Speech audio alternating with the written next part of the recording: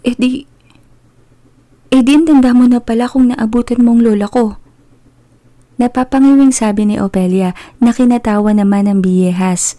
Sa ilang piling salita, pinaliwanag ni Esmeralda ang mga kakayahan at posibilidad ng pagiging katulad niya. Hindi mahamig ng dalaga ang dila. Sa mga kamay na kuyom, ang kumot, napangko ang paningin nito. Saglit dumaan sa isipan ang sinaunang buhay at gawi ng mga taong kapanahon ng kanyang lola. Alam ko, nakaka-overwhelm, pero yun ang totoo eh. Isa pa, simula't simula pa lang, wala na akong balak itago sa iyong lahat. Ano't ano man ang pasya mo o kung sakaling hindi umepekto sa iyo ang karisma ko, napaka-imposibleng mangyari dahil wala pa naman akong kilalang tumatanggi sa akin. Iisipin ko na lang na abnormal ka. Kaya hindi kita nakuha. May pagmamalaking sabi pa nito na muling hinawi ang ilang parte ng buhok na tumabing sa kabilang bahagi ng pisngi. Nang hindi pa rin umimik si Opelia, sakalang pinakatitigan ng biyehas ang kausap. Oh, napano ka? Untag niya kay Opelia ang naigtad naman.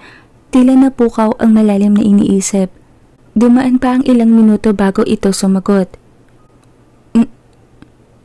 Naging kayo din ba ni Lola? Lukot ang mukhang tanong ni Opelia sa napangiting kausap. Then? Paanong din? May tayo na pala. Paninirya pa nito. Ginanito mo din ba siya?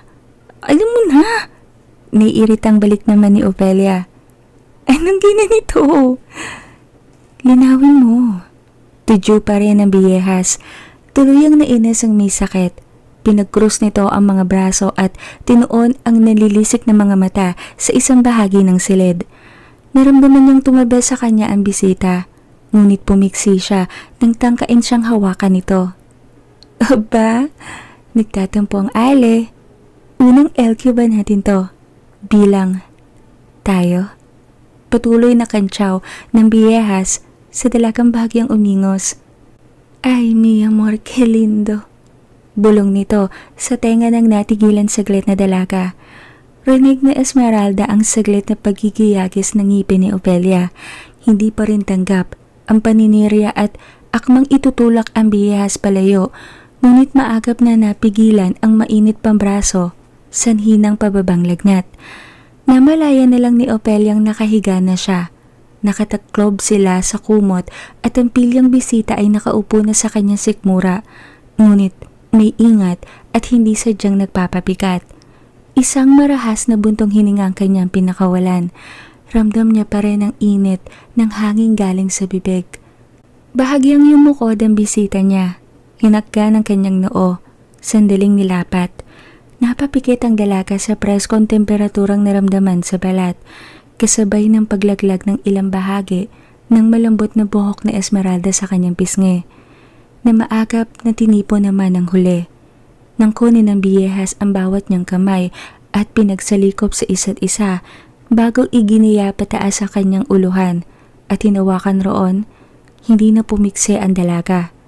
Sa halip, hinayaan ang pangahas sa nais gawin. Saglit humagod ang palat ng biyehas sa kanyang pisngi, sa leeg, bago unti-unting bumaba sa collarbone. Nagtama ang kanilang mga mata nang siya ay magmulat, nang bumaba pa ang pangahas at tila kinandilang mga daliri sa kanyang kanang dibdib, ay sinundan niya iyon ng tingin. Pinanood kung paano ikulog ng kamay ang kaumbukan. Tila siya sinilaban na mag-umpisang humagod ang hinlalaki nito sa dunggot. Hindi napigilan ang katawang mapaliyad. At bago pa siya makabawi sa ginagawa ng ekspertong mga kamay, napaungol na lang siya nang bumaba ang mukha ng biyehas roon. Kahit may kanipisan ng telang hadlang, kinulong sa bibig ang nilalarong dunggot. Napakagatlabi ang dalaga habang pinapanood kung paano paminsan-minsan pinapakita ni Esmeralda ang dila sa pagtudyo. Tuluyang nabasa ang tela. Nabakas ang dunggot na pinagpapala. Muli siyang napiliyad at muling kinulong iyon ng bibig. Naliles ang suot niyang kamison Hindi niya namalayang kumilos ang katawan nito pababa. Namalaya na lang niyang nakapagitna ang isang hita nito sa bawat niyang hita. Sa tuwing tumutudyo ang dila, napapaangat ang katawan ng dalaga. Kasabay ang mahinang pag-ipit ng nakapagitnang hita ng biyeha sa kanya. Hindi iyon bago sa kanya, ngunit impokreta siya kung hindi niya aaminin sa sariling iba ang dating ng sensasyong iyon, ng pagpapalang iyon, dahil si Esmeralda ang gumagawa nito ngayon sa kanya. Oo, mali na kung mali, bawal na kung bawal. Siguro naman, hindi lang siyang nag-iisang tao sa mundong nakaranas na maglaban ng isip at katawan, at ang katawan ng nanalo. Napadilat siya nang maramdamang tumigil ang biyehas. Paparating ng nanay mo. Anito sa dalagang nangunot noo. Sa kanya lang narinig ang paparating na tricycle. Tumigil sa tapat ng kanilang pinto. Gusto sanang itanong ni Ofelia kung paano nito na sigurong nanay niya ang paparating, ngunit naalala niyang hindi pala ito tao. Mabilis na inayos ng dalaga ang nalilis na damit, kinipkip ang kumot sa dibdib, nang tuluyang lumayo ang biyeha sa kanya. Bumangon ito sa kama at tinoon ang mata sa pinto. Anong gusto mo? Magpapakita ba ako o? Tanong nito na mabilis na kinailing ng dalaga. Huwag mo na ngayon. Tanging sabi nito sa bisita na tumango naman. Bumukas ang pinto. Lumipad ang mata ni Ofelia sa inang papalapit sa kanya. May tinatanong ito ngunit hindi niya agad nasagot sapagkat binalik niya ang paningin sa kinalalagyan ng bisita. Hindi na siya nagulat ngunit may kung anong pagkamangha pa rin ang umalipin sa kanya nang mapagtantong hindi pala talaga biro ang bilis nito sa pagkalaw. Kako, kamusta ang pakiramdam mo? Anong gusto mong kainin? Ipagluluto kita. Tanong ng nanay niyang abala sa pagsipat ng kanyang leeg. Goto ho. Iyang may kasubhasa na. Nagagaril niyang sagot sa tumango naman na si Aling Ason. Siguro, kailangan niyo nang kumuha ng isa pang tatao sa shop, kahit isang tagalilip lamang at siyang taga-asikaso ng mga orders at mga bilin ba, para kung ganyan na kapwa kayo may nararamdaman ni Lupe, hindi nakatingga ang patahian. Payo ni Aling Ason na naglakad patungo sa pinto matapos ibaling sa kanya ang ventilador. Hindi sumagot si Ofelia ngunit yun din naman ang nais niyang isuhestyon sa tiyahing linggo na rin na hindi tumitigil sa shop.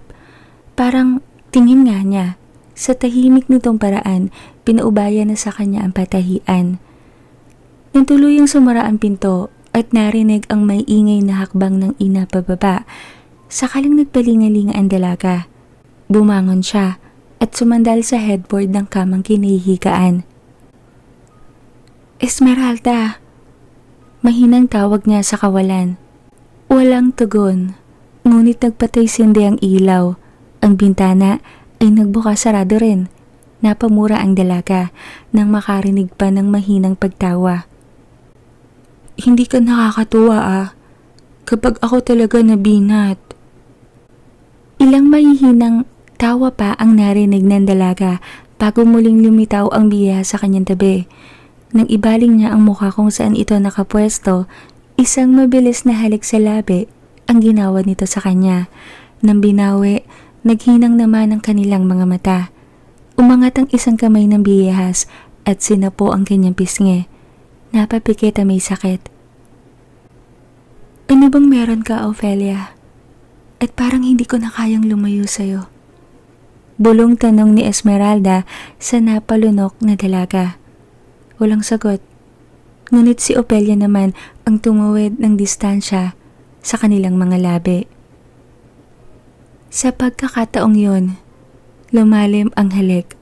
Tuluyang nabura ang katanungan nito kung ano ba talaga ang namagitan sa kanyang lola at kay Esmeralda noon. Isang paraan din ng biyehas upang iwasan ang tanong. Hindi niya rin kasi kaya sa ngayon na ipaliwanag ang damdaming umalipin sa kanya nung panahon nila ni Asuncion. Ang alam niya lang, iba ito. at ito ang sigurado niyang mas malalim. Higit sa gutom, higit pa sa dugo, higit kanino man.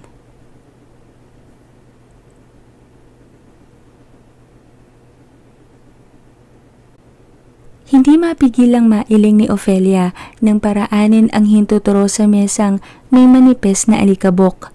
Sa halos 3 araw niyang pagliban sa shop, halatang hindi pumasok ni dumaan ang tiya Lupe niya.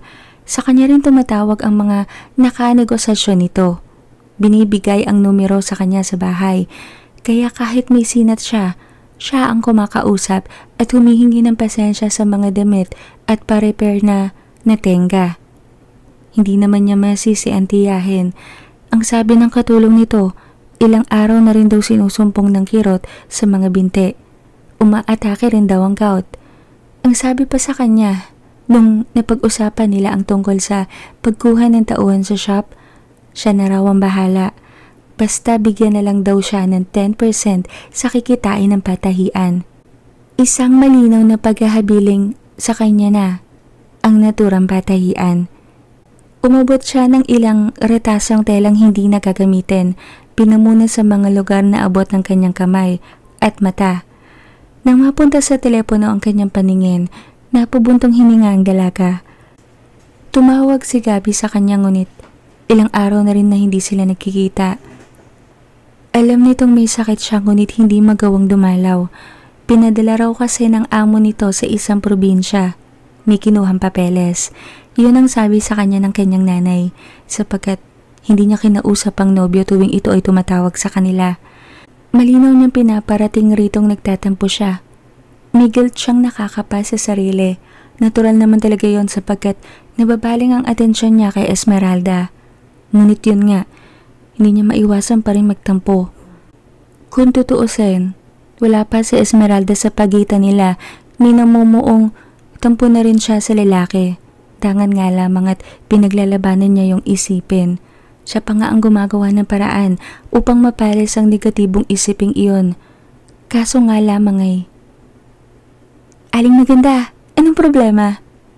Ani Esmeralda, bigla na kinaigtad ni Ofelia. Isang palatak ang pinakawala ng dalaga bago napabuga sa hangin. "Ba't ka ba nanggugulat?" Kunot noong sabi nito na kinangisi naman ng biyehas. "Nako, tumbak ang trabaho ng mahal ko ah. Umpisahan na natin yan para maaga tayong matapos." May kalandi ang suhestyon ni Esmeralda na kinailing naman ni Ofelia.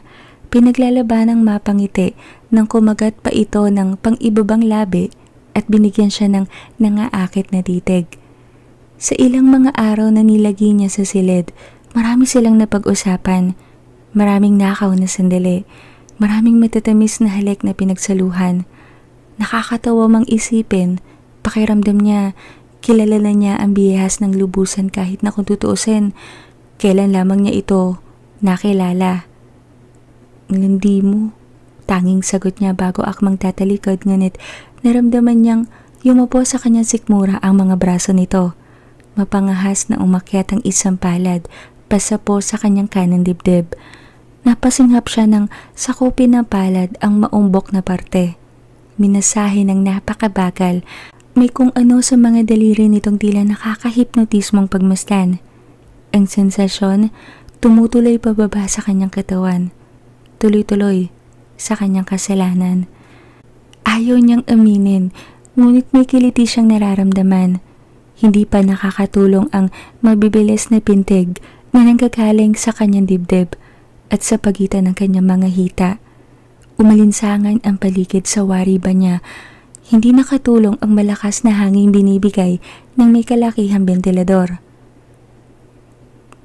"Baka may pumasok." Tila hirap niyang sabi na hindi naman sinagot ng biyehas. Namalayan na lang niyang tila siya umangat. At sa isang iglap, naroon na sila sa loob na may kaliitang CR ng shop. Sumara ang pinto. Napasandal siya sa tiles na dingding. Napapikit nang maramdaman ang mainit na labi ng biyehas sa kanyang leeg. Kusang umakla ang isang hita niya sa bewang nito na agad namang inalalayan ng biyehas pa. Isang pagsinghap muli ang kanyang pinakawalan nang maramdamang ang isa nitong palad sa kanyang kasalanan. Napakagat siya ng labi nang dumulas ang daliri sa telang basa. Mabilis lang. Pambubuenas ng negosyo. Nakakaloko nitong sabi bago tinungkab ng isang daliri ang manipis at basang saplot.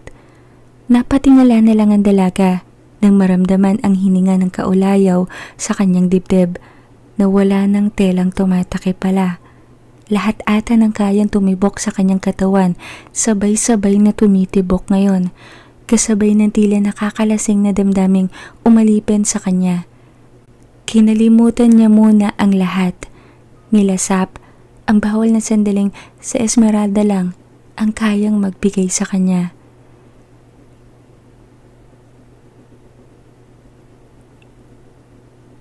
Mabilis na natapos ang isang araw.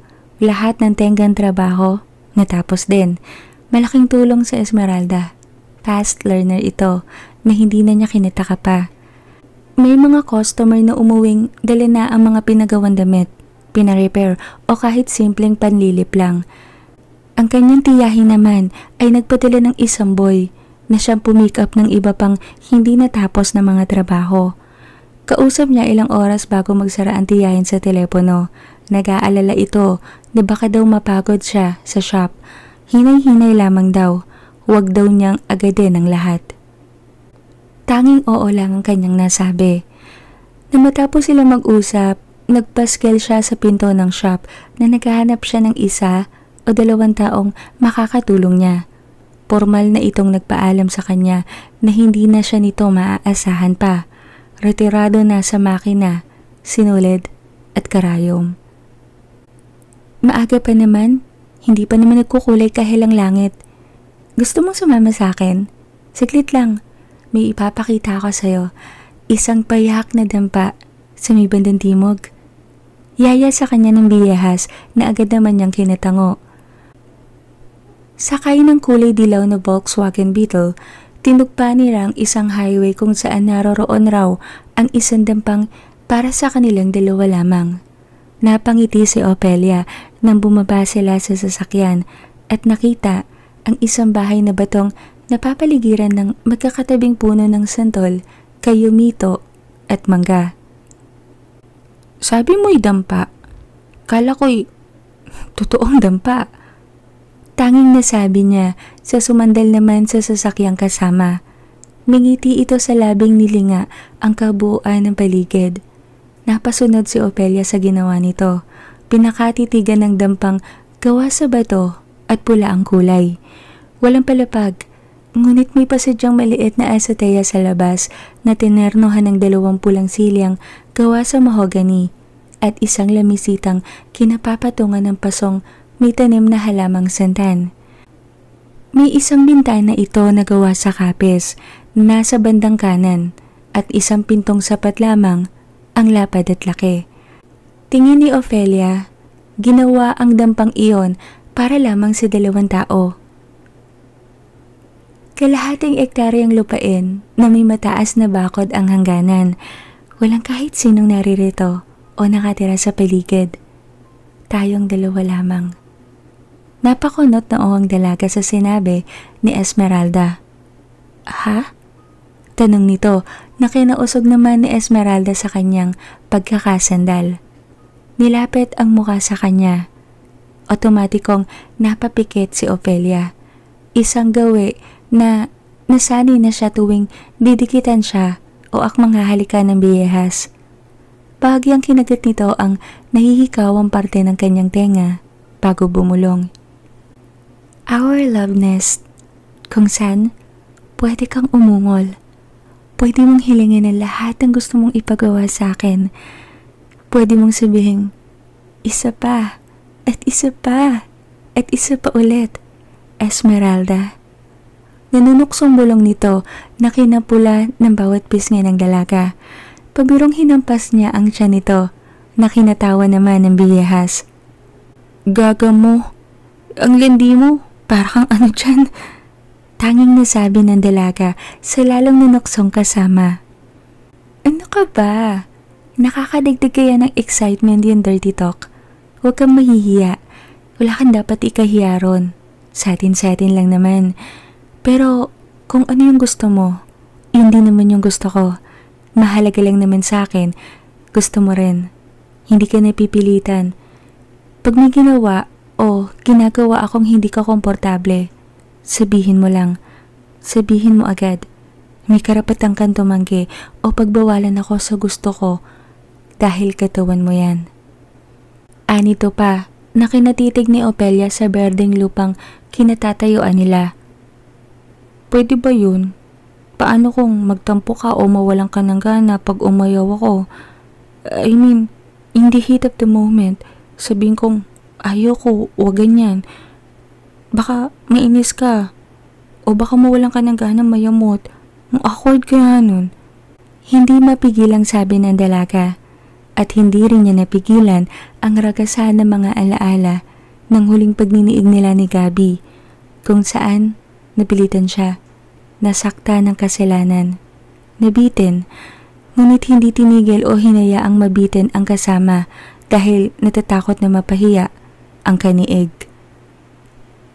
Katawan mo yan, pag-aari mo. Huwag mo nga hayaang galawin ka ng hindi mo gusto o walang consent galing sa'yo. Ang sex, hindi lang dapat ini-enjoy ng kasama mo. Dapat ikaw din. Kasi kapag sinani mong ganyan, mawawalan ka ng gana. Pagtagal, magiging mediocre na lang ang isang bagay na dapat kapwa nyo ini-enjoy. At sabik o may gana kayong gawin. Give and take din dapat. Pero depende pa rin kung gusto ng kapartner mo mag-serve all the way. Para sa'yo o ikaw sa kanya. Anito pa na kinasimangot ni Opelia. Kaya pala ikaw, di nagpaalam sa akin. Anito kunwari na may himig ng panunumbat. Napatayo si Esmeralda bigla. Hinarap ang dalagang napatingala naman. Hindi kita pinilit, Ale. Malinaw na gusto mo rin. Kung sinabi mong ayaw mo o nararamdaman kong hindi umaayon ang katawan mo, hindi ko itutuloy ang paglalandi ko sa'yo, no? Hinihintay nga kitang pumasag kaso pumikit ka at mahinang umungol pa. Anong gagawin ko? Napapakunot ang noong pagtatanggol nito sa sarili. Natawa si Ofelia, lalo nang hawakan siya sa magkabilang balikat ng biyehas. Tell me, napilitan ka ba sa akin? O pili mo ba? Yung mga nangyari sa atin libag sa loob mo? May pag-aalala na sa tinig nito. Umiling ang dalaga bago niya tatawang sumagot. Gusto ko rin. Ginusto ko. Oo, mali. Ilang beses na sinasabi ko sa sarili ko na mali. Pero ginusto ko. Sagot nito na kinatitig lang sa kanya ng biyahas. Opelia, seryoso ha? Paninigurong tanong pa nito sa tumango-tango naman na si Opelia. Muling binilik nito ang paningin sa bahay na gawa sa bato. Diyan mo ko ibabahay kapag sumama ko sa'yo. Ani Opelia na kinapatda naman ni Esmeralda. Sasama ka sa akin? Tanong nito na kinabalik naman ang paningin ng dalaga sa kanya. Hindi mo ba naisip yun? Ayan nga oh. May loveness kamo tayo. Napapantastikohang sagot naman ni Opelia. Ang pagkapatda ay pinalitan ni Esmeralda ng kunwari pagmamalaki. I mean, naisip ko rin yan. Sa ganda kong to, sinong tatanggi sa akin? Eksaheradang sagot naman ito na kinailing ng sunod-sunod ng dalaga bago nagpatuloy. Gusto kong mag-alaga ng manok. Yung maliliit, may nakita ko nun sa magazine eh. Sabi ni tatay, bantam daw ang tawag doon. Ang cute kasi nilang tignan habang nag-ahagaran. Muling sabi ni Opelia, na kinangiti lalo ni Esmeralda. Saglit pa nilang pinagmasdan ng munting bahay, bago nagpa siyang tunguhin niyon.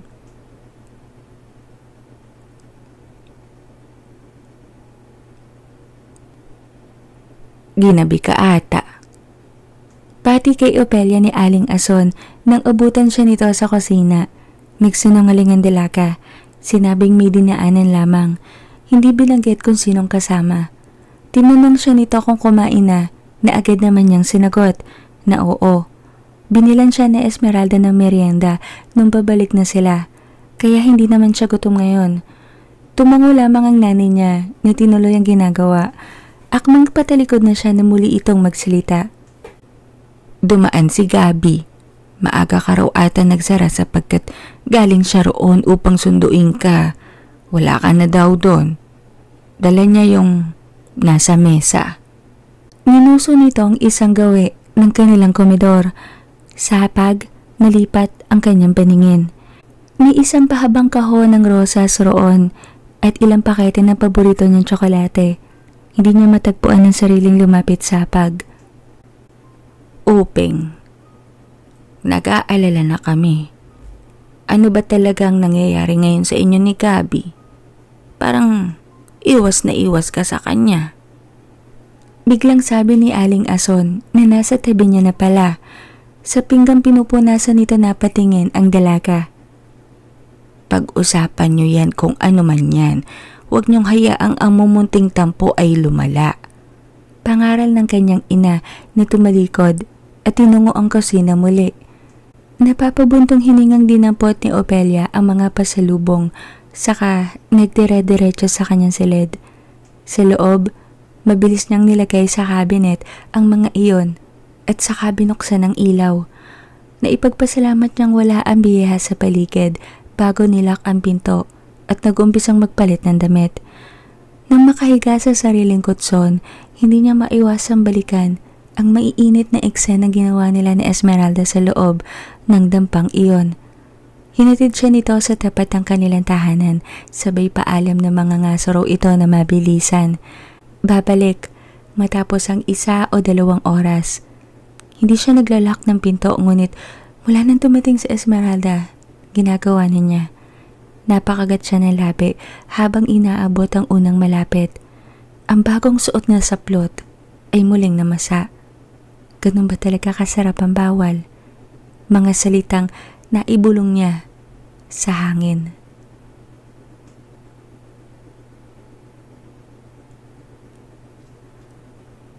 Masiglang nagbukas ng shop ang dalaga. Sinadya niyang agahan. Hindi na nga niya sinaluhan ng mga magulang na nag-aalmusal. Nananabik siya na hindi niya malaman. Hindi nagpakita si Esmeralda sa kanya kagabi matapos siyang ihatid nito. Nagpaalam ng mga ngaso ngunit hindi na bumalik nang siya ay nagising. Isang maliit na tarheta ang nakapanya sa ilalim ng kanyang kumot. May mensaheng sa shop na siya nito tatagpuin. Ang dahilan ng biyehas, may aasikasuhin raw na importante na hindi niya tinanong kung ano. Ilang pag-ikot pa sa shop at tamang paglilinis ang nagawa niya bago niya tuluyang nalanghap sa hangin ang biyehas. Napangiti si Opelia. Luminga siya sa pintuan at nakitang papasok ang babaeng nagpapalimot sa kanya ng kaibahan ng tama at mali. Otomatikong lumapit siya at agad kinintalan ng halik ang labi nito.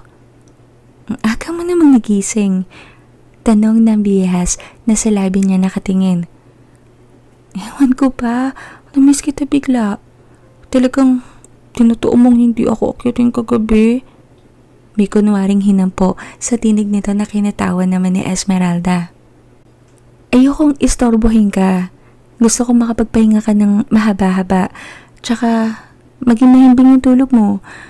Isa pa, hindi naman kita iniwan talaga eh. Nandun lang ako sa labas. Binabantayan kita.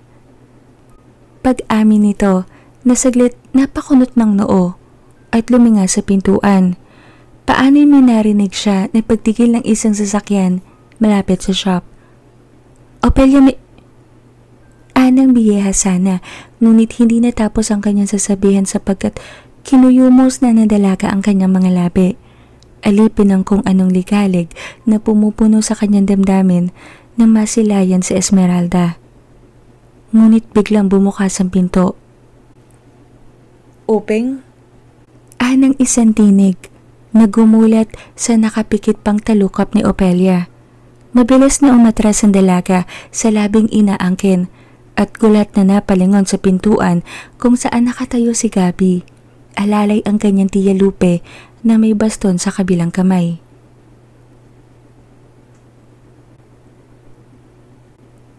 Sandaling nagpasalit-salit ang dalawang bagong dating kay Esmeralda at Opelia. Ang tiyahin niya hindi pa nakakabawi nang si Gabby ay tumalikod, binalya ang pinto at lumabas. Otomatikong humabol ang dalaga. Naiwan ang biyehas na isang buntong hininga ang pinakawalan habang sinasalubong ang mapang-uring tingin ng nakabawing tiyahin ni Opelia. Gab! Tawag niya sa lalaking napatigil sa paglalakad. Humabol siya, hinarap ang lalaki. Magpapaliwanag o magsasalita sana ngunit ang emosyong natagpuan niya sa mukha ng lalaki ay sapat ng dahilan upang umurong ang kanyang dila.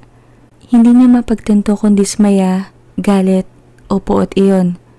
Tila bumikat ang kanyang mga balikat nang tignan siya nito sa parang hindi siya nito kilala, na parang ang nasaksihan nito kanina ay hindi niya kayang gawin.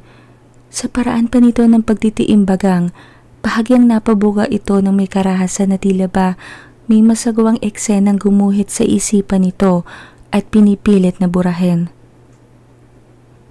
Hindi kita masisisi kung tumingin ka sa iba, kung mapaling ang atensyon mo sa kung sino, dahil inaamin kong nagkulang talaga ako sa'yo. Kaso naman, bakit siya? Hindi ko malaman kung matatawa ba akong may inis sa sarili ko eh. Bakit babae, Uping? May kahinaang wika ni Gabby na lalong nagpalugmok sa panliliit na nararamdaman ng dalaga. Inaasahan niya sisigawan siya nito o paparatangan at babatuhin ng mga salitang hindi katanggap-tanggap. Ngunit ang mahinahon at may lakip na sakit sa tinig nito ang lalong nagpakonsensya sa dalaga sa kamali ang ginawa. Hindi ko sinasadya. Basta nangyari na lang. Tanging nasabi niya. Walang kwentang dahilan alam niya, ngunit hindi niya mahagip ang tamang salita o tamang paliwanag, palusot, katuwiran, rason, ano man iyon. Napipilan siya. Ganito pala pag nahuhuli sa kataksilang ginawa, mauubusan ng salita, mauumid ang dila.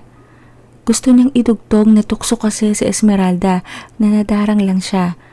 Ngunit alam niyang hindi iyon makakatulong ni makakabawas ng nararamdamang sakit ni Gabby. Isa pa'y, hindi naman talaga ito tukso. Kumbaga, ginusto niya ring mangyari ang lahat. Alam niya, the whole time na mali, ngunit mas pinili niyang mahulog. Napayuko siya. Inantay ang mga paratang at masasakit na salita na baka ngayon pa lamang bibitawan ng lalaki. Ngunit muli nagsalita ito sa mahinahon at may hinampong tono. Hindi naman siguro kayo seryoso sa kung anong naabutan ko, di ba? Ani Gabby maya-maya na kinabalik nito ng paningin sa dalagang unti-unting pinanlalabuan ng paningin. Dumiretso na tayo sa inyo. Kunin mo yung mga gamit mo. Sa akin ka na uuwi. Ani Gabby na kinapathan naman ni Opelia. Siya naman ang nalito. Naramdaman na lang niyang mahigpit ng nakatangan sa bawat niyang balikat si Gabby. Kasalanan ko, kaya natukso ka o nawala sa katinuan. Naaliw ka lang. Hindi mo naman sinasadya eh. Sa bahay ka na umuwi. Ayusin natin to. May kahinaang sabi pa rin ng lalaki na kinailing naman ang sunod-sunod ni Opelia. Hindi niya alam, ngunit bakit iyon ang una niyang sinagot sa nobyo. Agad rumagasa ang mga posibilidad. Bakit parang pakiramdam niya, ikukulong siya o ipagkakait sa kanya ang isang bagay na labis niyang ginusto o ginugusto ngayon. Ang matatamis na halik, ang nakakapanlatang sensasyon, ang mga matang Esmeralda na pinapalimot kung ano siya kapag kanyang nasusumpungan. Ang pakiramdam na lahat posible. Mahal na ba niya ang babaeng iyon Sapat upang itapon niya ang kung ano meron at natitira sa kanila ni Gabby. Hindi ako sasama sa iyo. Tila napapaos niyang sabi na kinalaglag ng mga luha sa mata ng nobyo. Namalaya na lang niyang naglalakad na siya palayo kay Gabby. Bumalik siya sa shop. Naabutan niya ang biyehas na nakatayo. Ang kanyang tiyahin, nakaupo sa isang silyang malapit sa pahabang lamesa. Sa lubong ng kilay at pinagmamasdan si Esmeralda sa paraang tila ito ang pinakamababang nilalang sa mundo. Anong lumot ang tumubo sa kokote mo, Opelia? Tanong sa kanya ng tiyahing pinagmamasdan naman siya ng may bahid na panguhusga. Nagtaas siya ng paningin. Kaya niyo ho bang tumingin sa shop ngayon? Kayo na ho muna. Gusto kong umuwi. Malayo niyang sagot sa napat kang tiyahin. Saglit itong nagpasalit-salit ng tingin sa kanilang dalawa na tila ba napahiya sa binitawang salita ng kanyang pamangkin. Na para bang sinasabing tiyahin lang siya. Wala siyang karapatang makialam sa personal nitong buhay. Isang marahas na buntong hininga ang pinakawala ng may edad niyang tiyahin bago tumayo sa pagkakaupo at tinungo ang pintuan. Marahil nga, wala akong karapatan na makialam sa iyo. Nagmamalasakit lamang ako. Hindi ko kasi akalaing magiging ganyan ka. Hindi ikaw yan. Nadismaya lamang ako pero hindi ibig sabihin nun nagbago ang kasunduan natin. Ikaw pa rin ang magpapatakbo nito dahil mahusay kong humawak nito. Gusto ko lamang iabot sa iyo ang ilang papeles na napirmahan ko na at ang tuluyang basbas ko na sa iyo na ang shop na to. May kung anong pagpipigil sa emosyon na sabi naman ng kanyang tiya bago tuloy-tuloy na binuksan ang pinto. Lumabas. Ngunit bago ito tuluyang lumisan ay muling nagsalita. Huwag mong itapon ang pagsasama niyo ni Gabby sa kalasuwaang ito, Opelia. Wala kang mapapala sa sitwasyong yan. Anito, saka tuluyang umalis. Saka lamang tuluyang pinayagan ng dalaga ang sariling mapaupo sa silyang malapit sa kanya. Tahimik na napahagulgol. Ilang paghagod sa kanyang likod ang unti-unting nagpakalma kay Opelia. Nagtaas siya ng paningin at niyakap ang biyehas na tanging buntong hininga lamang ang kayang isagot sa mabigat na sandali. Hindi niya alam kung paano lumipas ang buong maghapon. Matapos ang ilang oras, tinipon niya ang sarili. Binaling sa mga gawain ang kanyang atensyon. Ayaw niyang pag-usapan muna ang lahat. Tila naman siya naiintindihan ng biyehas na nasa tabi lamang niya. Binibigay ang mga bagay na gagamitin. Alerto sa mumunting pagbuntong hininga niya at pagpalitak. Mga mararahas na pag-iling. Ito na nga ang kumakausap ng ilang taong pumapasok sa shop. Siya na may tumatilikod upang ikuble ang pamamaga ng mga mata. Kunway may mga bagay na pinagtutuunan ng pansin. Nang bumulong ito na tanghalian na at kailangan na niyang kumain, umiling lamang siya. Wala siyang gana. Hindi naman ito namilit, ngunit nalilingon na niyang pinagmamasdan nito ang isang supot ng pagkaing binili nito sa labas. Hanggang sa nalingon na lang niyang pinababa na ang roll-up ng biyehas. Tapos na ang isang araw, lutang pa rin ang dalaga. Akay ni Esmeralda pa uwi. Nagtaas na lang ito ng mata nang mahinang tapikin siya nito sa braso. Saka pa lamang niya napansin na nasa tapat na siya ng kanilang tahanan. Kakatok pa ako? Kaya mo bang umakyat? Tanong nito na bahagyang tumingala sa bintana ng kanyang silid. Sarado man o hindi, alam niyang napakasimple lamang ritong iakyat siya roon nang hindi nakakalika ng ingay. Ngunit alam niya sa likod ng pintong yon, naroon na naghihintay ang kanyang mga magulang. Marahil. Hindi. Hindi marahil. Sigurado siya. Alam na nito ang lahat base sa kakatihan na rin ng dila ng kanyang tiya Lupe. Para saan pa ang pag-iwas? Magsabay-sabay na sila, para isang iyak na lang, para isang pagsisisi na lang, para isang bagsakan na lang. Pagkatapos nito, bahala na. Hintayin mo ako sa taas. Kailangan ko lang silang harapin. Hindi maitago ang pagsuko sa tinig ng dalaga. Ito na ang kapalit na mali, ng bawal, ng kalasuang sinabi ni Tia Lupe sa kanya kanina. Humugot siya ng ilang buntong hininga bago binuksan ng pintong hindi naman nakalak.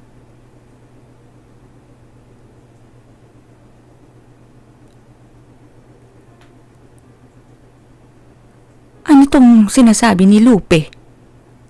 Salubong kay Opelia ng kanyang ina sa pintuan, napalunok ang dalaga, tila tinulo sa kinatatayuan. Hindi nagawang hubarin ang sandalyas na suot.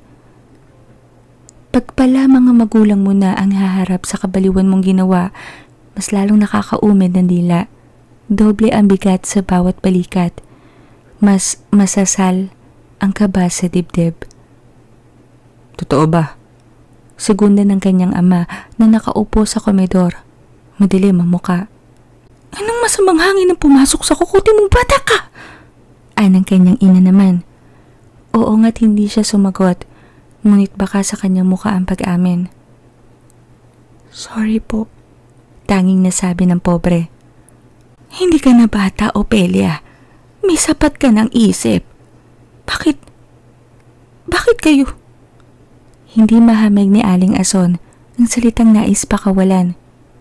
Maigi na lang pala. Wala dito ang kapatid mo. May isip na yon. Pero hindi niya maaaro kung anong kalasuan ang ginagawa mo. Baka maimpluwensyahan mo pa siya. Tiimbagang nawika ng kanyang ina na lalong kinayoko ng pobre. Hindi ko. Sorry po. Hindi mahamig ang tamang salita. Pinili na lang ng naluluhang dalagang hindi na ipagtanggol ang sarili. Alam niya naman kasi, talaga na mali. Lalaki si Gabi, anak. At siya'y babae. Anang kanyang ina muli. Nagpakayuko-yuko ang dalaga. Hiyang-hiya sa mga magulang na hindi maitago ang disgusto at dismaya sa mukha at sa tinig. Hindi matagalan ni Opelia. Nagpasya ang dalaga na tumungo na sa kanyang silid. Ngunit bago pa siya tuluyang umakyat sa hagdan, narinig niya ang kanyang ama na nagwika na muling kinabagsak ng mga balikat niya. Immoral yun. Immoral yun, Opelia. Hindi normal. Nakakahiya. Pahabol pang sabi ng kanyang ama. Hindi niya piniling lingunin ang mga ito. Pinili niyang takasan ng mga magulang na nanguusig. Hindi niya inabalang buksan ng ilaw nang makapasok sa silid. Sinara niya ang pinto, nilock, bago tinungo ang kama. Mabilis na tinanggal ang suot na sandalyas. Initsa kung saan ang shoulder bag at inabot ang unan, niyakap. Isang mahinang buntong hininga ang kanyang narinig sa kadiliman bago ang paglundo ng isang bahagi ng kamang kanyang kinahihigaan. Sorry. Bulong niya. Naramdaman niyang may mga kamay na yumakap sa kanyang sikmura. Pumihit siya. Sinubsob ang mukha sa leeg ng biyehas. Wala kang dapat inghingi ng sorry. Natural lang yan. Hindi talaga nila sasang-ayunan ng relasyon natin. Ako ngayon dapat humingi ng sorry eh. Kasi kung hindi dahil sa akin, wala ka rito. Hindi mo nararamdaman to. Mali naman talaga. Kasalanan, alam ko. Kasalanan ko. Kaso, anong gagawin ko? Unang kita ko pa lamang sa'yo, minahal na kita. Anang biyahas naman, nilalong kinabigat ng kanyang damdamin. Nagulat lang sila. Lilipas din naman lahat ng to. Makikita mo, matatanggap din nila tayo. Anang dalaga naman na naisa ng sagutin ni Esmeralda na hindi. Ngunit ang sunod-sunod na pagpatak ng luha sa kanyang leeg ay nagpaumid sa kanyang dila. Ayaw niyang masaktan palalo ang babaeng iniibig dahil alam niyang hindi iyon mangyayari. Naririnig niya ngayon ang usapan ng mga magulang nito sa komedor. Lahat pinal na salita. Lahat masasakit na paratang at desisyon.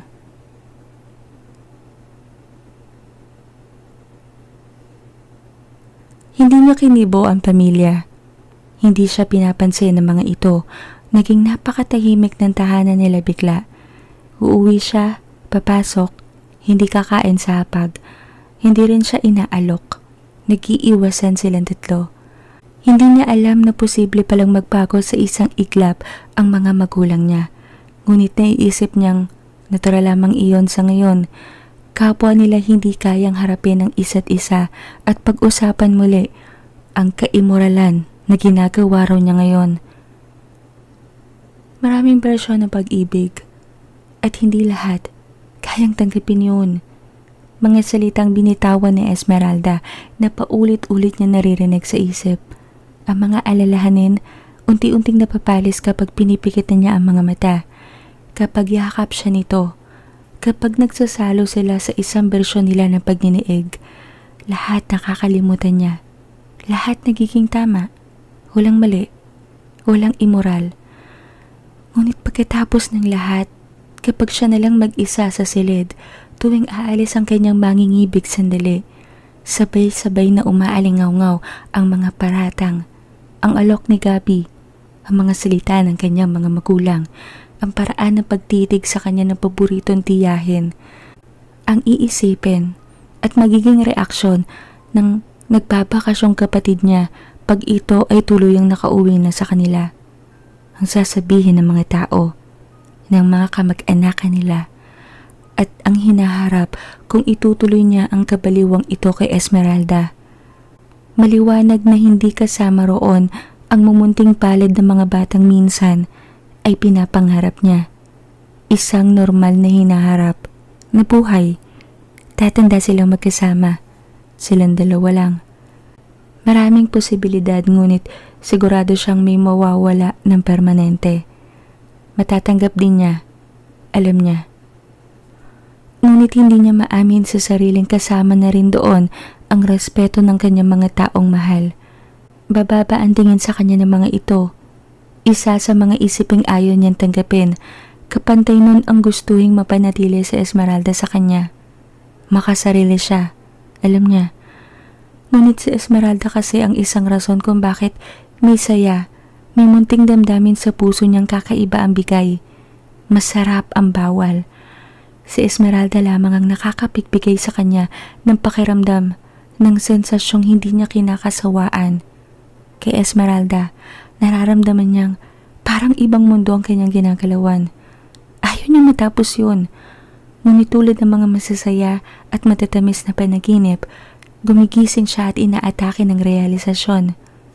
Kung kaya lang niya, kung pwede lang, na hindi na siya gigising pa.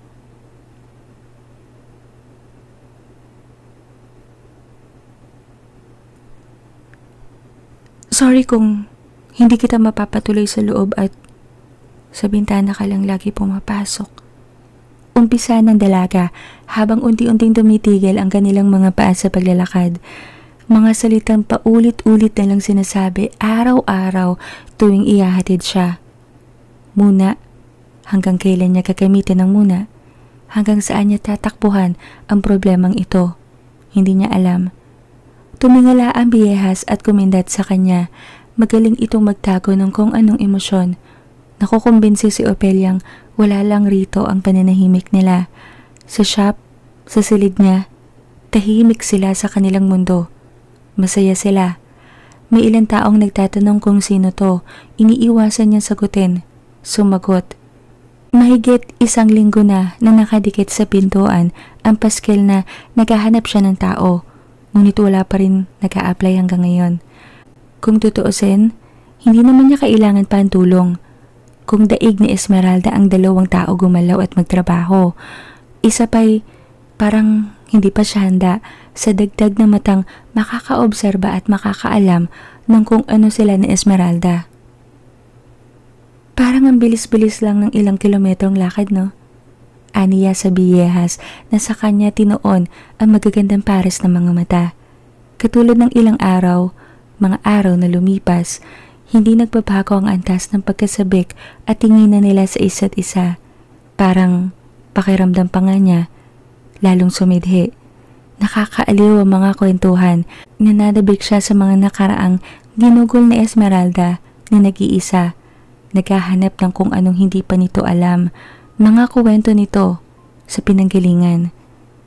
Iba't iba, halo-halo, mga bagay na nagpapabilis ng takbo ng dalawang kamay ng orasan. Mga pagningiig na nagpapalimot sa kanya ng mga alalahanin. Nagpapalimot sa kanya na huwag isipin si Kapi. Ang mga magulang ang sasabihin ng iba. Sabi ko naman sa'yo, diba? Kaya kong mag-adjust. Wala namang problema sa akin ang lahat. Ang mahalaga lang sa akin ikaw. Tayo. Sagot ng biyehas na inabot ang kanang kamay niya at sinalikop. Napangiti nang mapagmasdan ng pulseras ng kanyang namayapang ina sa pulsuhan na ngayon ng katipan. Bumukas ang labi ni Opelia upang may sabihin, ngunit, "Upeng!" Tawag ng isang tinig di kalayuan. Kapwa na palingon ng dalawa sa papalapit na babaeng tansya ni Esmeralda ay hindi nalalayo sa edad naman ni Opelia. Ang pagkakangiti nito ay unti-unting napalis ng mapalapit sa kanila. Otomatikong dumapo ang mata sa kamay nilang magkasalikop bago tila litong nagpasalit-salit sa kanilang dalawa ng tingin. Hinikit ni Opelia ang kamay na hawak ng biyehas bago tila naiilang na binati ang babae. "Juliet, anong ginagawa mo dito?" Tila wala sa wish ang tanong ni Opelia. Ang binati ay napatitig sa biyehas.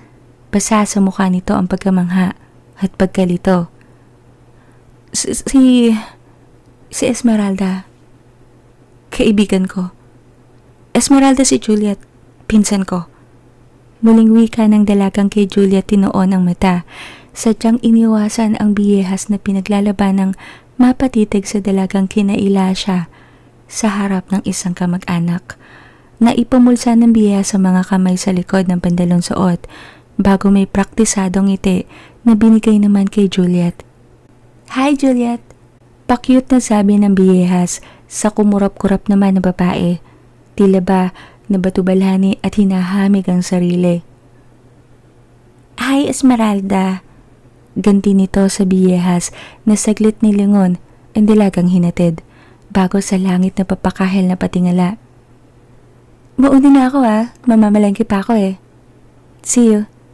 Paalam ng biyehas na agad tumalikod at naglakad palayo sa dalawang babaeng kapwa inalipin ng kanya-kanyang mga isipin. "Anong atin?" May kahinaang tawag, tanong ni Opelia sa pinsang sa papalayong biyehas pa rin nakasunod ang tanaw. "Juliet," untag pa niya muli. "Ano?" Sagot nito bago binaling ang mata sa kanya. "Iyon ba yung insan? Siya ba yung binabanggit ni Chang Lupe?" Tila nalilitong sabi pa nito bago nilingon ang direksyong tinungo ng biyehas ngunit hindi na ito matanaw pa roon. "Asan na?" Nagtatakang wika pa nito. "Ano bang sadya mo?" May kapormalan na sabi ng dalaga na kinalungan naman sa kanya ni Juliet.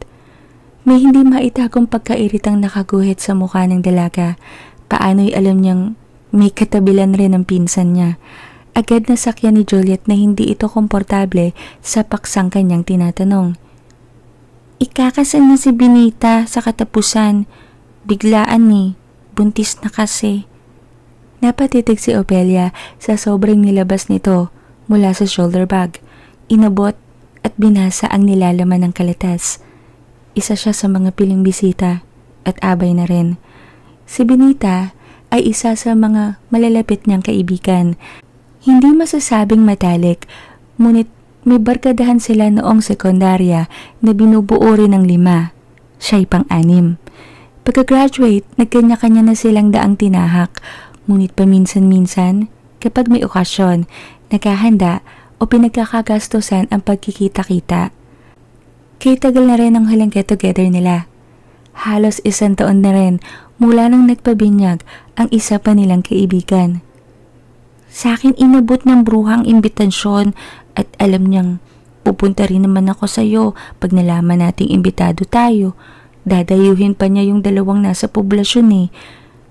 Tsaka, baka pwedeng makahiram na rin sa'yo ng susuotin. Paliwanag sagot nito na kinatango-tango naman ng dalaga. Tara, pasok ka sa loob. Andun sa loob sila inay. Magmerenda ka muna. Aniya na sinabayan ang paglakad ng pinsan. Bago isara ang pinto, saglit na pasulyap si Opelia sa kalsadang pinaglahuan ng katipan. Nagsisisi sa tuwirang pagkakaila nito sa pinsang si Juliet.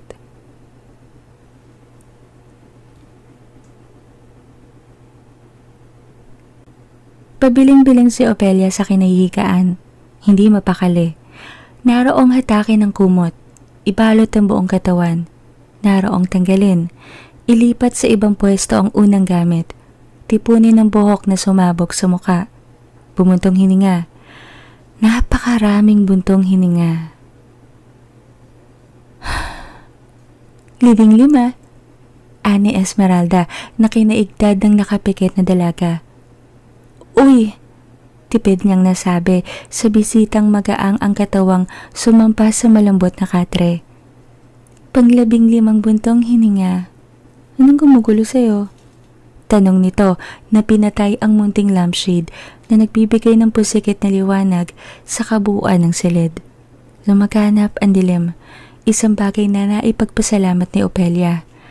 Napakagat kasi siya ng labi at gumuhit sa muka ang pagiging guilty sa pagtanggi nito sa pinsan kanina.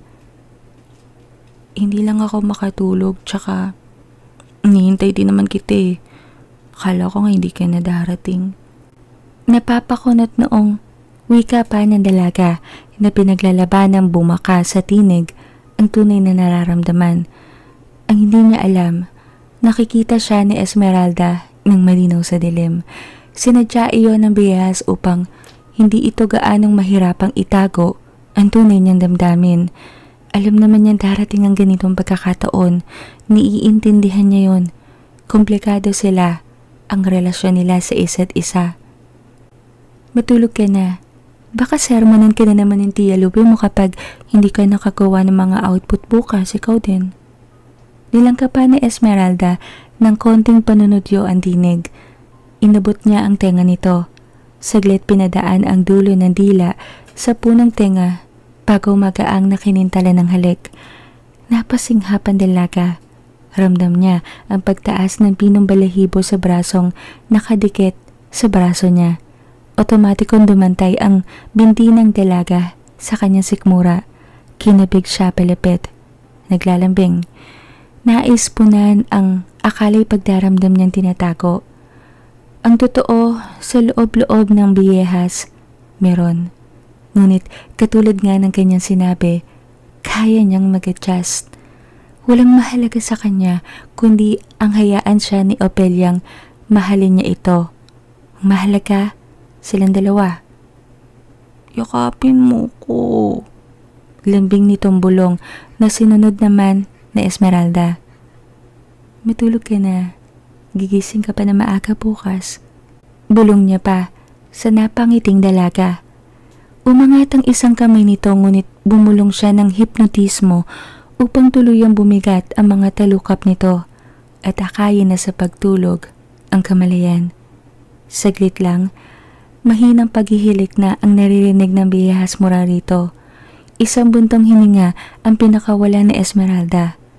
May malaking parte sa loob niyang sinisisi kung bakit nasa ganitong sitwasyon ang minamahal niya.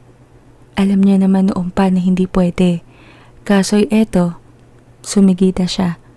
Wala naman siya maisip na paraan upang mapawi ang lahat ng alinlangan ng dalaga. Imbis na ang katauhan niya lang bilang isang biyehas ang pinoproblema nila. Pati kasarian niya, damay. Siguro, kung lalaki ako, hindi ka mahihirapang aminin ako, no? Hindi magiging kasalanan kung anong meron tayo.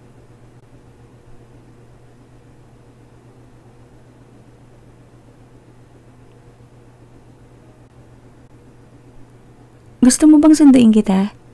O antayin na lang kita dito? Tanong ng biyeha sa dalagang abala sa paglalagay ng manipis na kolorete sa muka. Saglit itong natigilan bago kinatagpo sa salamin ang katipang nakaupo sa kanyang katre. Hawak ang isang pahayagan na kanina pa nito pinapasadahan ng basa. Ang totoo, wala naman roon ang isip na Esmeralda. Iilan lamang ito sa mga gawin niya upang bigyan ng laya ang paiwas na sulyap sa kanya ng katipan habang nag-aayos ng sarili. 10:00 ang umpisa ng kasal, mag-aalas 7 pa lamang. Ang biyahe, wala pang 30 minuto ang layo mula sa kinaroroonan nila. Mula sa bahay nila, sasakay siya ng jeep patungo sa bahay nila Feliz, ang pinakamalapit niyang kaibigan. Doon na sila magkikita-kita nila Juliet at ng iba pa. Doon na din daw sila susunduin ng sasakyang inarkila ng bride para sa kanila. Hindi na siguro, ayokong makarinig ka pa ng mga...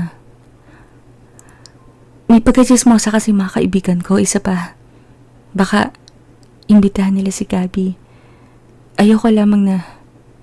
Eto biling sabi nito na pinutol naman ng bisita niya sa silid. Hindi mo na kailangan magpaliwanag. Naiintindihan ko kung anong gusto mo dun ako. So, hihintay na lang kita dito? Saglit na patingin ang dalaga sa mga damit na sinukat bago sumagot. Wala ka bang ibang gagawin? Tanong nito na tinuloy ang pagpupulbo. Ang totoo meron. Pero mamaya pa naman yun. Isang kaibigan ang sasadyain ko. May kukumpirmahin lamang. Ngunit, hindi naman ganun ka-importante. Kunway baliwala niyang sabi na kinatango naman ng dalaga. Namayani saglit ang katahimikan. Tumayo si Esmeralda at nanungaw sa bintana. Bilisan mo na. Baka hindi mo ba abutin yung kuhaan ng larawan. Ikaw din. Anang biyehas. Maya-maya.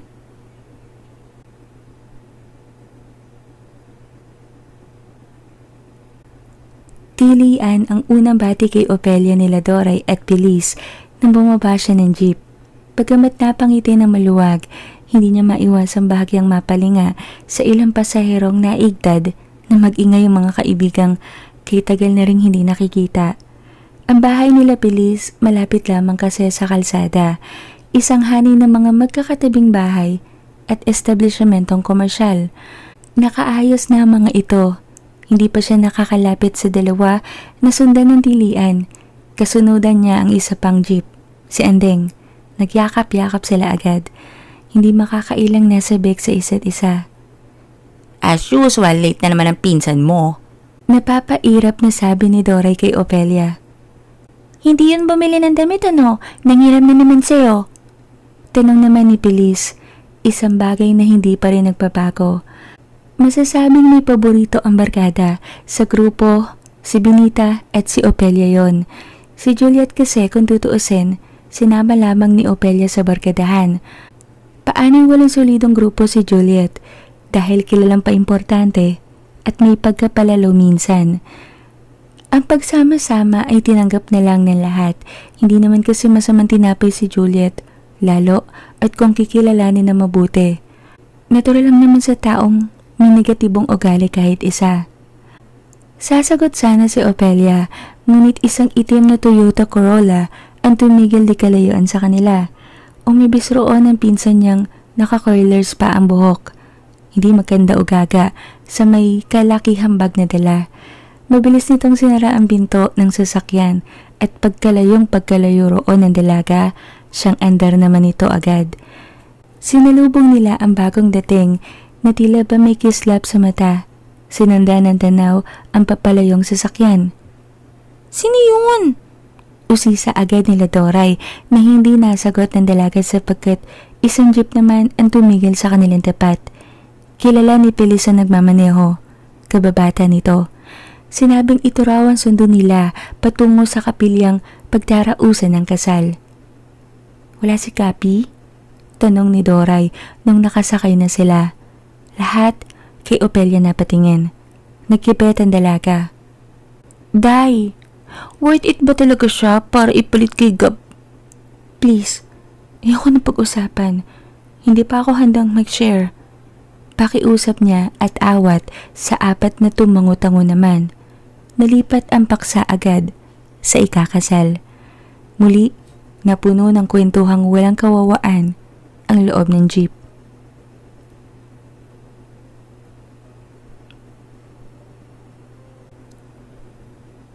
Sa isang kapilya ginanap ang pag-iisang dibdib ni Benita at ng lalaking katipan nito. Ilan lamang ang mga tao.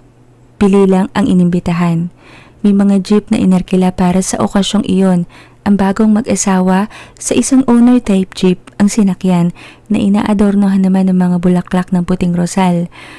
Hindi sa bakuran nila Benita ginanap ang reception, kundi sa lugar ng asawa nito.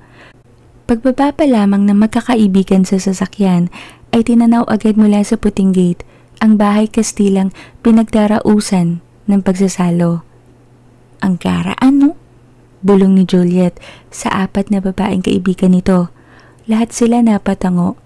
Paano'y hindi nila maisatinig ang paghangang nararamdaman sa bagamat lumang bahay Kastila ay mitindig naman at sopistikasyong pinamamalas. Dalawang palapag iyon. Ang unang palapag ay tila nakabaon ang kalahating parte sa pulang sementadong sahig na may pinong latag ng damong matingkad ang pagkakaluntian. May pababang hagdan at tanging mga bintanang gawa sa kapis lamang ang nasisipat. Napapaligiran ng matataas na paderang kabuuan na ginagapangan ng mga halamang hitik sa bulaklak. Sa gitna, may malapad na hagdan ng gawa sa bato. Puti ang kulay na tumerno sa barandilya na may kalaparan rin. Ihahatid ka sa ikalawang palapag kung saan naroon ang hindi ordinaryong laking pinto na maluwag ang pagkakabukas. Ang mga bintanang gawa sa kapis ay tila sinagad rin ang pagkakabukas. Tanging ang manipis at puting kortina ang tumatabing sa mata upang masilayan ng maigi ang kalooban ng loob. Sa magkabilang bahagi, binubuo naman ng asoteyang hindi lamang 4 na katao ang maaaring magpatay ng oras at tumanaw sa kabuuan ng paligid, sapagkat may tig-5 upo ang gawa sa kahoy ang maayos na nakahilera sa bawat panig. Ang pinakabarandilya ng asoteya may mga pasong nag-uumapaw sa mga bulaklak na nakatanim. Iisang kulay, lahat puti. Parang nakangiti ang bahay, ano? Wala sa sariling sabi ni Pilis na kinatango-tango naman ng mga kasama nito. Paano? Napakalinis ng lugar at tila may kung anong nag-aanyanyang presensya, ano? Halatang inalagaan ang munting mansyong iyan. Balita ko'y may kaya talaga ang panig nila Pakito. Ancestral house raw nila yan at nag-iisang anak ang lalaki. Bigay impormasyon ni Andeng na bumubuo sa 6 nilang barkadahan. O di, hindi malabong matanaw natin si Benita riyan isang araw na nakatanghod sa kawalan at nagkakape habang pinapanood ang pagtakbo ng anak nila sa madamong bakurang ito? Nakangising patol naman ni Adora. Natawa ng mahina ang 5 babaeng abay sa kasal. Maya-maya pa'y nagsihintuan na ang mga sumusunod sa kanilang 2 jeep rin. Pawang kamag-anakan ni Benita ang laman. Paano'y hiniling ni Benitang silang 5 lamang ang umuko pa ng isang jeep upang makapagkwentuhan sila at walang umistorbo sa kulitan nilang may masiselang paksarin. Maloka sila, alam nila yon. Bumukas ang tarangkahan at 2 may edad na babae ang sumalubong sa kanilang paglapit. Binati sila at nakalahad ang mga kamay na iminuwestrang tumuloy sila paakyat. Bago ang ilang bisita namang paparating, ang tinungo. Naghahagigikan na nagpatiuna ang 5 babae paakyat. Natanaw pa ni Opelia ang may kalumaang balon sa gilid. Tabi nito, ang bagong gawang poso na bakal. Hindi na sila nagtakang isang maluwag na salas ang bumuglaw sa kanila. May mga lamesang mayroong 3-4 na bakal na silyang naroroon sa bawat gilid. Kahit naroroon yon, hindi masasabing masikip. Tingin nga nila kung maghahabulan ng mga batang bisita, hindi masasagi ang mga umuuko pa. Sa gitna, may pahabang lamesang kinaroroonan ng hindi mabilang na mga putahing handa. Mga bandihadong yari sa pilak, na tinernohan ng mga kubyertos na pilak rin at pinggang babasagin. Nakahilera ng maayos ang hindi mabilang na malakristal pang baso, ngunit ang umagaw sa kanila ng pansin ay ang puting wedding cake na may solong lamisitang pabilog. 2 palapag din, papuso ang hugis, pinagpatong.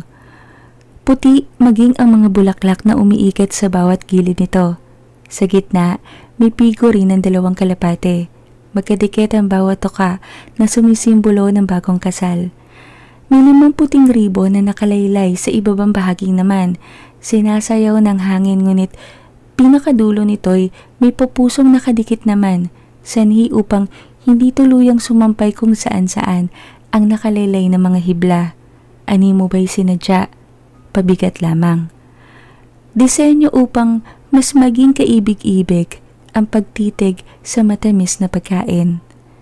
Nakalapit na sila Opelia at humahanga na sa wedding cake nang maulingan nilang dumating na ang lahat.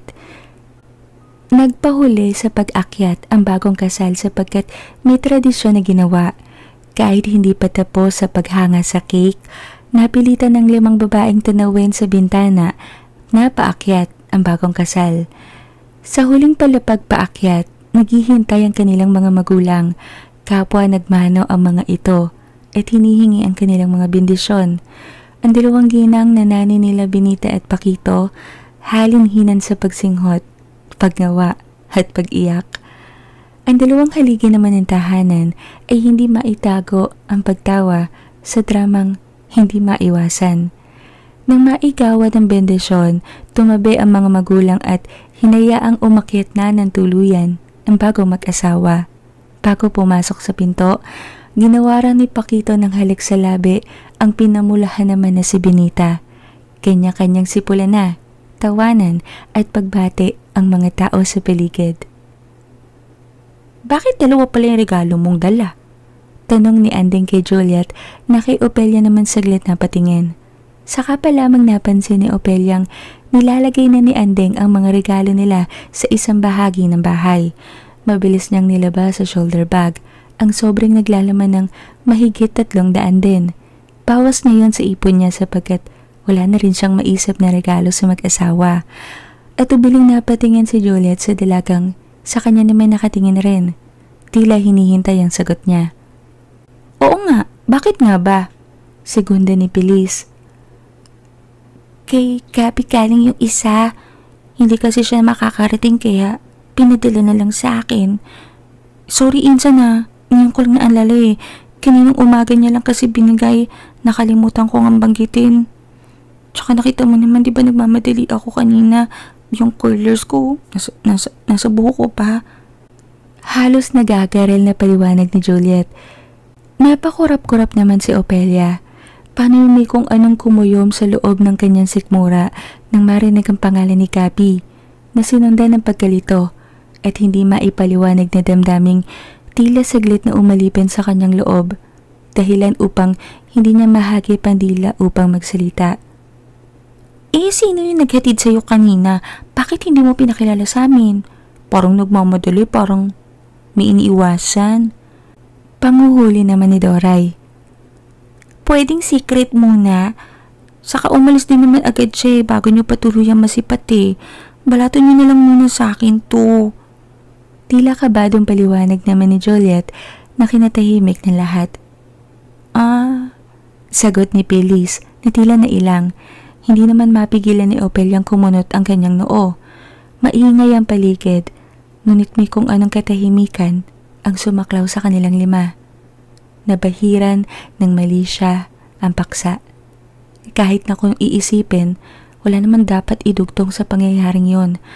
Kaso'y muling gumuhit sa kani-kanilang isip ang eksenang dumating si Juliet na hatid ng itim na sasakyan.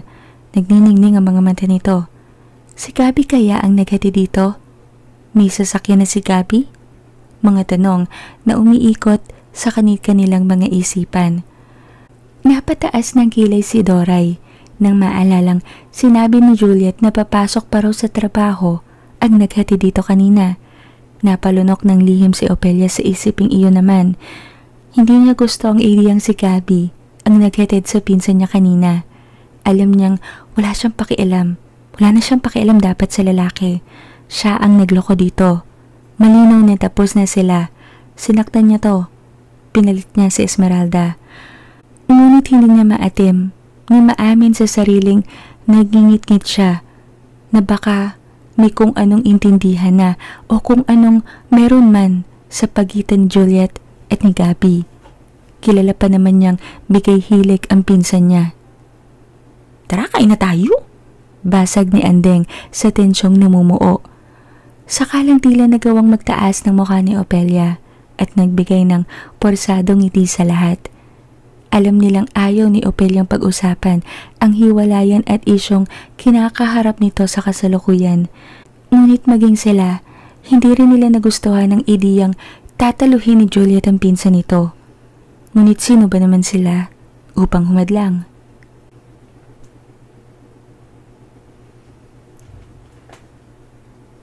"May sorpresa ako sa inyo!" Kapwa napakunot noo ang 5 sinabihan. "Nasabik ako sa inyo, tagal na nating hindi nagtagpo. Tapos, tuwing ganitong okasyon lamang nagkukumpleto ang barkada." Ani Benita sa 5 patuloy sa pagkain at pag-inom ng juice matapos ang halos ikapaos nilang pagkukwentuhan at batian. Sinabi nitong ang 5,000 na kalawit sa ibabang bahagi ng wedding cake na may papusong hugis sa dulo ay naglalaman ng mumunting regalo para sa kanila. Gawa ang mga iyon sa pilak. Di ba ang negosyo nila Pakito, paggawa ng alahas at mga bagay na gawa sa pilak? Patuloy pa nito bago tuluyang nakuha ng bagong kasal ang atensyon ng 5. "Iyang mga pusong nakalawit na yan, yang 5 yan, may laman sa loob, pulsera, singsing, pardible, bilog na hikaw, at 1 piseta. Nasasabik na wika ng bagong kasal. Dagdag pa nito, kanya-kanya raw silang hila sa mga ito dapat. Kung sino ang makakuha ng singsing ay siyang susunod na ikakasal. Ngunit hindi nito sasabihin sa iba, bukod kay Benita, ang kanilang mga nakuha. Sekreto lamang, isang katuwaan na pauso ni Benita." "Ganon? Kaya pala hindi mo hinagis ang bouquet kanina. May iba ka palang balak." Naiining na wika ni Andeng nang matapos ang sinasabi ni Benita. "Hindi ba't mas nakakatuwa? At isa pa'y may pagkaromantiko din, lalo at ako pa lamang ang kinakasal sa ating 6. Nagniningning na sabi pa ng babae. Ganoon nga ang ginawa nila. Kanya-kanya silang hatak ng ribon at kinulong sa mga palad ang pusong naglalaman ng kung anumang bagay na kanilang makukuha. Hindi na kailangang sipatin sapagkat sa pagkakakulong pa lamang sa kani-kanilang mga palad, alam na nila agad kung anong bagay ang kanilang napasa kamay. "Uy, huwag niyo sabihin na, sa akin lang." Muling paalala ni Benita nang tumalikod sila Julie at Andeng. Sinipat na rin sa mata ang nasa kanilang pag-aari na. Si Pilis at Opelia, pinamulsa naman ang mga palad. Si Adora, sa pitaka nilagay ang kanya. Pumalakpak si Benita na animo ba'y bata na tuwang-tuwa sa nangyayari. Isang may edad na babae ang lumapit sa kanila at nagdulot ng inumin pa. Muling natuloy ang kwentuhan at kamustahan ng 6. Ngunit maya't maya, tumatayo ang bagong kasal upang harapin ang ilang bisitang humahabol. Paminsan-minsan, sinusundo ng kamag-anakan at ng asawa nito. Kapwa nila inisantabi ang 2 bagay na nais nilang talakayan sana. Ang nakuha nilang mumunting pilak na bigay at ang mahiwagang lalaking naghatid kay Juliet kanina. Nung magpaalam na tutungo sa restroom si Opelia sa mga kaibigan, hindi siya nagpasama.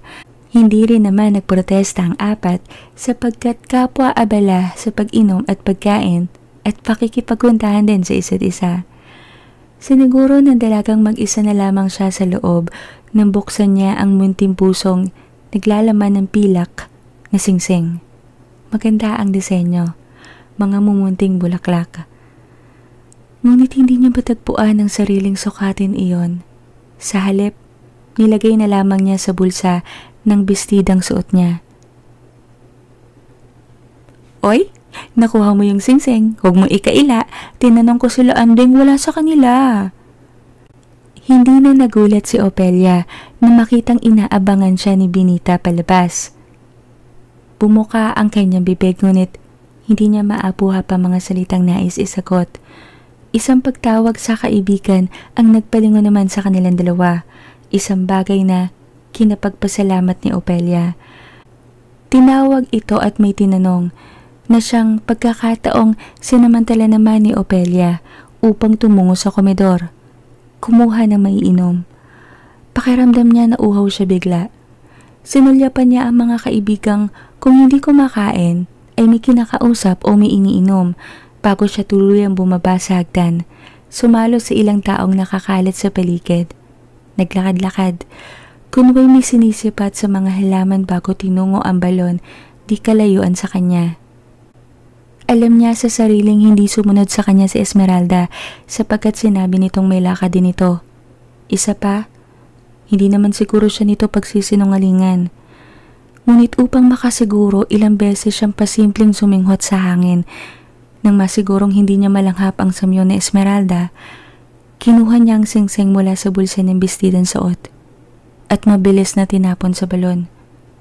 Hindi niya alam kung anong nag-udyok sa kanya upang gawin yon. Parang hindi niya lang talaga kayang iuwi ang singsing. Isa pa, hindi naman siya naniniwala sa pauso ni Benitang ang makakakuha ng singsing ang sunod na ikakasal. Paano sila ikakasal ni Esmeralda? Babae ito. Wala ata siyang nalalamang ganong batas. Marahil sa ibang lugar ngunit sa kanyang tinubuang lupa, wala. Pinilig niya ang ulo ng marahas nang gumuhit ang mukha ni Gabi sa kanyang isipan. Hindi naman ganon kadaling mawawala ang pag-ibig niya para sa lalaki. Taon rin ang pagsasama nila. Iyon na lang ang kulang ang kasal. Ngunit dumating nga si Esmeralda at isang buntong hininga ang pinakawalan ni Opelia. Paano'y lalong dumami ang mga isipin na gumugulo sa kanya ngayon. Isang palataka kanyang pinakawalan bago tumalikod sa balon at muling umakyat ng hagdan.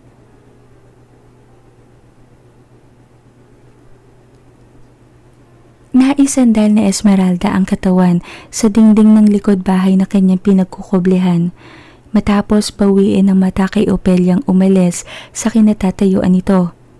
Parang pakiramdam niya sa loob ng matagal na panahon ng pagiging biyehas, ngayon pa lang siya nakaramdam ng panlalambot ng mga tuhod.